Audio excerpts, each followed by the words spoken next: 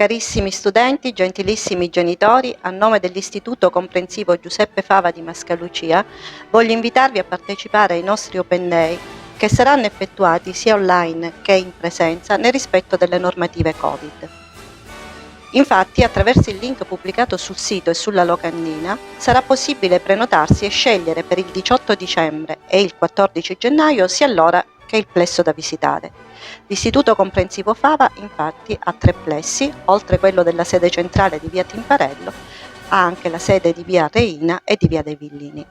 Questo canale speciale però ci dà la possibilità di conoscerci anticipatamente e di farvi visitare virtualmente la nostra scuola. A partire già dall'anno scorso, l'Istituto Fava è diventato un istituto comprensivo, pertanto, oltre alla scuola dell'infanzia e alla scuola primaria, offre la possibilità di iscriversi alla scuola secondaria di primo grado, ovvero la scuola media. L'offerta formativa del nostro istituto è ricca, offre la settimana corta dal lunedì al venerdì. Il tempo normale e il tempo ridotto sia per le sezioni di scuola primaria che dell'infanzia, e il tempo normale per la scuola secondaria di primo grado. I bambini usufruiscono sia del trasporto comunale che della mensa e numerose sono le attività che si svolgono in orario curriculare ed extracurriculare.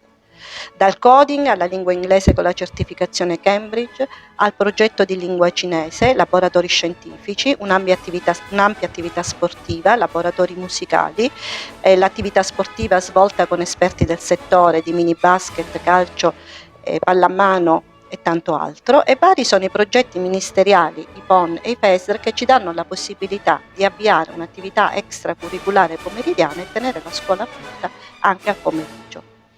L'importante progetto che abbiamo messo in atto a partire da quest'anno è il progetto di educazione civica con il Baby Consiglio Comunale e l'elezione del Baby Sindaco, che ci ha visto già protagonisti attivi in eventi della città metropolitana di Catania e della città di Mascalucia.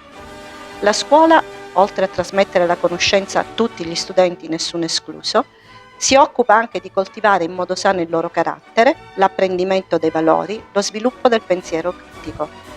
Il nostro obiettivo è non solo di insegnare la conoscenza e di rendere inclusivo il percorso di studi, ma insegnare, oltre alla conoscenza, di formarli ad essere cittadini del mondo, educati, rispettosi e dai buoni valori. Sono convinta che l'alleanza educativa tra scuola e famiglia, fondata sulla condivisione dei valori e su una fattiva collaborazione, garantisce il benessere degli studenti e promuove il loro progetto di vita. Vi aspettiamo numerosi.